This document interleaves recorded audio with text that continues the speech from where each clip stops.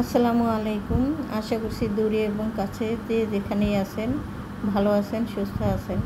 আলহামদুলিল্লাহ আমরা বেশ ভালো আছি। নতুন আরও একটি ভিডিও নিয়ে আসলাম আপনাদের জন্য। শুরু থেকে শেষ পর্যন্ত দেখবেন, আশা করছি ভালো লাগবে। আর যদি ভালো লাগে লাইক কমেন্ট শেয়ার করে দিবেন, সেই সাথে সাবস্ক্রাইব করে আমার পাশে থাকবেন। গতকাল রাতের আসার সময় কিছু টুকিটাকি বাজার এনেছিল। ঘুম থেকে উঠে সকালবেলা সেই কাজগুলো একটু সেরে নিচ্ছি, তা না হলে গরমের সময় আসলে কাজ করতে ইচ্ছা করে না। ঠিক দুপুরবেলাতে প্রচণ্ড পরিমাণে গরম পড়েছে। তো এখানে মিষ্টি কুমড়া এনেছে, ভেন্ডি এনেছে, সেই সাথে এনেছিল হলো একটা চিকেন এবং ডিম এনেছিল। তো চিকেনটা আমি ডিপ ফ্রিজে রেখে দিয়েছিলাম, এখন ভোরবেলা উঠে ভিজিয়ে নিলাম শুরুতে। আর ডিমগুলো একটু ভিজিয়ে রাখলাম, তারপরে ধুয়ে ফ্রিজে রেখে দেব।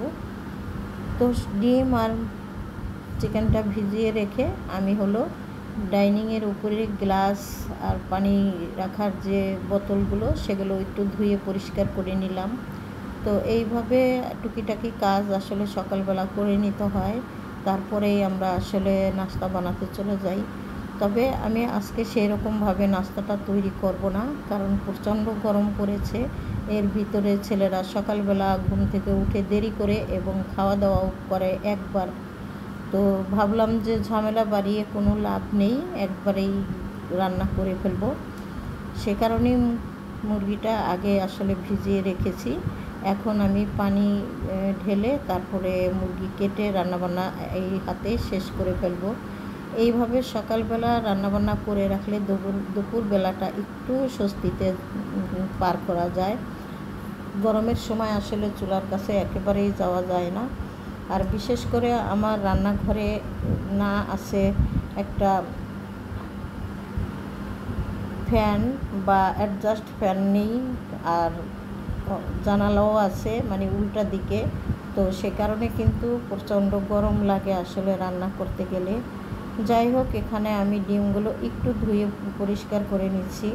ডিম সাথে সাথে এনে ধুয়ে পরিষ্কার করেই ফ্রিজে রাখা উচিত।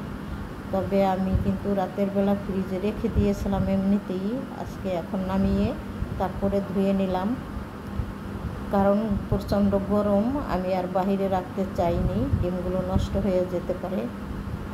আমরা যখন ডিম দোকান থেকে কিনে আনি কতটা আগের কতটা পরের ওইভাবে আমরা কিন্তু বুঝতে পারি না।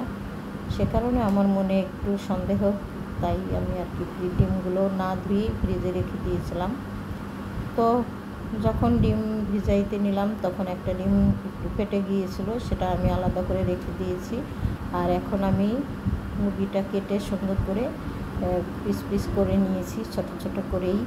আর অর্ধেকটা মাংস আমি এখান থেকে রান্না করবো, আর বাকিটা ফ্রিজে রেখে দেব। এই তো চট জলদি করেই সকালবেলা কাজগুলো করছি, সবাই ঘুমিয়ে আছে। এই মুহূর্তে আমি তাড়াতাড়ি করে রান্নাবান্না করে ফেলবো।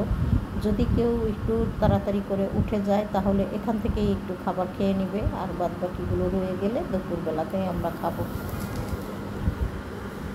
তবে গত রাতের বেলা কিন্তু পাউরুটি এনেছিল, সেগুলো আছে, যদি উঠে ডিম দিয়ে ভেজে দেবো, ওটা দিয়ে হালকা পাতলা নাস্তা আমাদের হয়ে যাবে। তো আমি কিন্তু অলরেডি রান্নাবান্না শুরু করে দিয়েছি। এখানে মশলাটা আগেই কষিয়ে নিয়েছি। মুরগির মাংস রান্না করতে একেবারেই অল্প সময় লাগে, তাই তো মশলা কষিয়ে এখন আমি চট জলদি করে মাংসটা দিয়ে দিলাম। কষানো হয়ে গেলেই মাংস রান্না হয়ে যায়।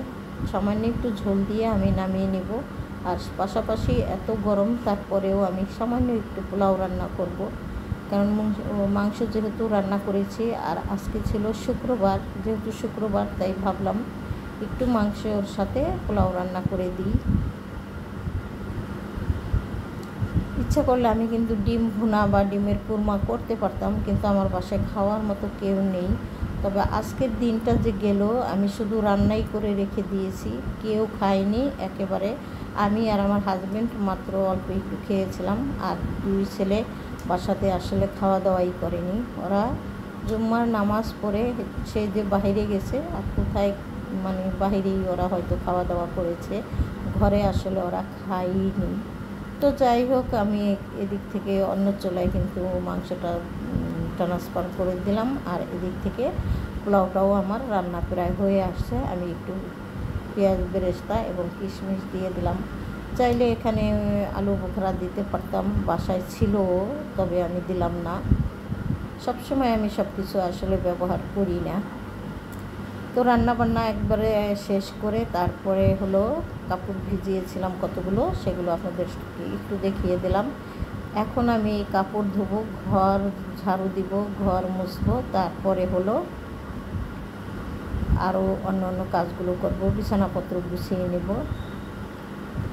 যেহেতু একেবারেই 10:30টার ভিতরে আমার রান্নাবান্না শেষ হয়ে গিয়েছে, তো আজকে কাজ করতে কোনো অসুবিধা হয়নি এবং ঠিক টাইম মতো আমার খাওয়া দাওয়া রান্নাবান্না সমস্ত সব কিছুই কিন্তু হয়ে গিয়েছিল। এই তো দেখতেই পাচ্ছেন, শুক্রবার মসজিদে সবাই নামাজ পড়তে এসছে।